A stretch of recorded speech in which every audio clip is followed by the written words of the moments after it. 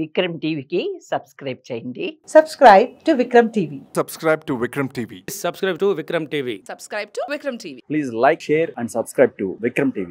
Sir చూస్తే చాలా మంది నైట్ కళలో చూడంగానే మంచి పడుకునేటప్పుడు అన్నీ అనుకుంటారు, ఊహ మంచిగా వేసుకుంటారు, డ్రీమ్స్ చాలా తెల్లాలు వేస్తే అదే తతంగం, అదే మార్నింగ్ లేస్తారు, వెళ్ళిపోతుంటారు. అండ్ కొంతమంది ఏమన్నా చాలా వరకు ఏదో సాధించాలని తపన పడుతుంటారు, బట్ అక్కడనే ఆగిపోతారు. వాడు 10 రూపాయలు వచ్చేదాకా రూపాయి వస్తేనే సంతోషపడి అక్కడనే ఆగిపోతాడు, కానీ అక్కడ దాకా వెళ్ళలేడు. వాడు 100 రూపాయల టార్గెట్ ఏదో వెళ్ళలేరు. ఇలాంటి వాళ్ళ కోసం ఏమంటారు సార్ మీరు? ఏదైనా మనం అడిగినప్పుడు వాళ్ళు ఏమంటారంటే, నా వల్ల అయితలేదురా, నేను వెళ్ళలేకపోతున్నాను, నేను చేయలేకపోతున్నా, వల్ల కాదని అక్కడనే కూర్చుంటాడు. వాడు అక్కడ దాకా వెళ్ళలేడు, వెళ్ళినోడిని చూసి బాధపడతాడు. ఇలాంటి వాళ్ళకి ఏం చెప్తారు? ఒక చిన్న కథ చెప్తాను మీకు. ఓకే, ఇది నేను ఒకదే చదివాను, ఇదే సొంత కథ ఏం కాదు, చదివిన కథ. అయితే ఒకసారి ఒక దేశంలో ఒక రాజు ఉన్నాడు. ఆ రాజుకు కూతురు ఉంది. ఆ కూతురు మంచి రన్నింగ్ స్పెషలిస్ట్ అన్నమాట, మంచి స్ప్రింటర్, బాగా పరిగెడుతుంది, మంచి రన్నర్, మన హుస్సేన్ బోల్ట్ లాగా అనమాట. లేడీ హుస్సేన్ బోల్ట్ అనుకోండి, బాగా పరిగెడుతుంది. మంచి పెద్ద రాజు, మంచి రాకుమారి. ఆమె పరిగెడుతుంటే అసలు గుర్రాలు కూడా పరిగెట్టలేవు, అంతలా పరిగెడుతుంది, అంత బాగా పరిగెడుతుంది. అయితే ఆమెకి యుక్త వయసు వచ్చింది. రాజు ఏం చేస్తాడు, మామూలుగా యుక్త వయసు వచ్చినాక పెళ్లి సంబంధాలు ఎత్తుతాడు, మంచి రాజు కోసం ఎత్తుతాడు. ఇంకో రాజు ఎవడం దొరికితే చేద్దారా పెళ్లి అనుకుంటాడు. సరే, ఈ అమ్మాయికి పెళ్లి సంబంధాలు ఎత్తడం స్టార్ట్ చేస్తాడు. ఈ అమ్మాయి కండిషన్ పెడుతుంది వాళ్ళ డాడీకి, డాడీ నేను ఇట్లా డైరెక్ట్గా నువ్వు చూసి తీసుకొస్తే నేను తాళి కట్టించుకోను, అవన్నీ కుదరవు, జమానా మారింది, నాకు స్వయంవరం పెట్టంటది. సరే, స్వయంవరం పెడతానమ్మా, దీనికి ఏంది పోటీ ఏంది అని అడుగుతాడు. సింపుల్, నేను పరిగెడతా, నన్ను ఎవడైతే ఓడిస్తాడో, కనీసం నన్ను మ్యాచ్ చేస్తాడో, ఓకే, అది కాకపోతే నాతో పరుగు పందానికి మొదలెడతారు కదా, వాళ్ళు ఎవడైతే నా వెనకుంటాడో, ఫస్ట్ వెనక ఎవడు ఉంటాడో వాడిని పెళ్లి చేసుకుంటా. 3 కండిషన్లు. సో వాళ్ళకి చెప్పడం మాత్రం ఏం చెప్తుందంటే, ఎవడైతే నన్ను గెలుస్తాడో వాడిని చేసుకుంటా అని చెప్తాడు. కానీ వీళ్ళ డాడీకి ముందే చెప్తుంది, నన్ను కరెక్ట్గా నాకు సమానంగా వచ్చినా చేసుకుంటా, లేదా నా వెనక ఎవడు ఉంటాడో ఫస్ట్ వాడిని చేసుకుంటా అంటాడు. సరే అంటాడు, ఓకే పిలుస్తాడు.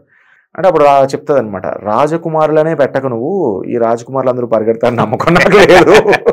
సో ఎవడు పరిగెట్టినా చేసుకుంటా, ఎందుకంటే ఆ సామర్థ్యం, ఆ కసి ఆళ్ళలో ఉందంటే నేను చేసుకుంటా అంట. సరే చల పెట్టాం, స్వయంవరం పెట్టారు. చాలా మంది వచ్చారు. అందులో పేదోడు ఉన్నాడు, బీదోడు ఉన్నాడు, రాజు ఉన్నాడు, అందరూ ఉన్నారు. అందరూ లైన్లో నిలబడ్డారు. చాలా ఇక్కడి నుంచి ఒక 5 కిలోమీటర్లు 6 కిలోమీటర్లు పరిగెట్టాలి, ఏదో గమ్యం పెట్టుకున్నారు. మొత్తం అంతా సైనికులు నిలబడ్డారు. ఆ చివరి అక్కడ పెట్టుకుని అంతా ఓకే, బాగుంది సైట్. చలో గన్ను వేల్చిండ్రు.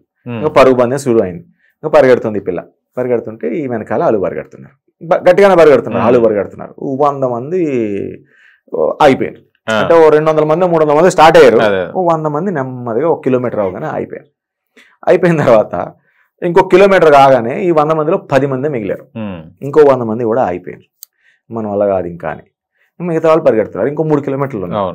ఈలోగా ఈ పరుగులో ఈమె ఒంటి మీద ఉన్న ఆభరణాలు ఉన్నాయి చూసారా, ఒక్కొక్కటి రాలిపోవడం స్టార్ట్ అయింది. సో ఫస్ట్ ఆమె జుంకాలు పడిపోయినాయి కింద. కథం ఒక్కడ చూసిండు, అమ్మ నా దరిద్రం తీరిపోయింది అనుకున్నాడు. వజ్రాల జుంకాలవి ఎత్తుకుని ఇంకా పరుగులేదు గిరిలేదు, సరి పడిపోయాడు. ఓకే, ఇంకొంచెం ముందుకు పోయినాక గాజు పడిపోయింది, చేతికున్న గాజు. అయ్యా నా లైఫ్ సెటిల్ అయిపోయింది. అదే అత్తారింటికి దారేసి వాచ్ ఇస్తే లైఫ్ సెటిల్ అయిపోతుంటాడు కదా, అట్లా నా లైఫ్ సెటిల్ అయిపోయింది. గాజు ఎత్తుకొని ఇంకోటి పోయింది. అట్లా పడిన ఒక్కొక్క ఆభరణాన్ని ఎత్తుకొని ఆ 10 మంది లాస్ట్కు మిగిలిన 10 మంది కూడా వెళ్ళిపోయారు. ఓకే, ఈమె చివరికి పరిగెట్టేసరికల్లా ఈ వెనక ఎవడు లేడు, ఈమెతో పాటు ఎవడు లేడు, ఈమె దాటినాడు కూడా ఎవడు లేడు. ఈ కథ ఇప్పుడు ఉన్న ఈ జనరేషన్లో చాలా మందికి వర్తిస్తుంది.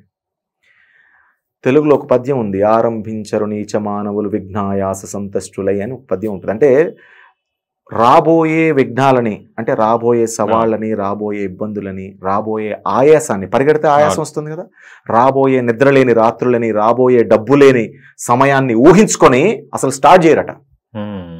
ఆరంభించరు నీచ మానవులు, వాళ్ళు నీచ మానవులు.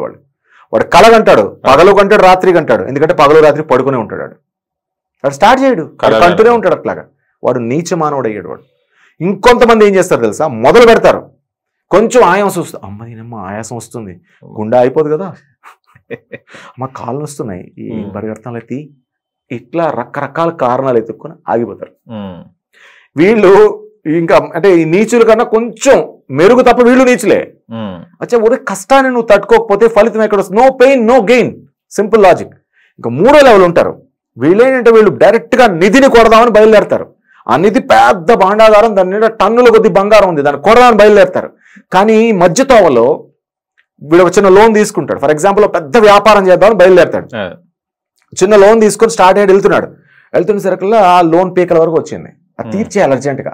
వాడు ఏం మర్చిపోతాడు, ఇప్పుడు నేను అమ్మితే ఏమొస్తాయి, ఇప్పుడు నేను చేస్తే ఏమొస్తాయని అడ్జస్ట్ చేసుకొని అక్కడ దొరికిన ఆ బంగారం ముక్క ఏరుకొని ఆ లోన్ కట్టేసి అక్కడ ఆగిపోతాడు.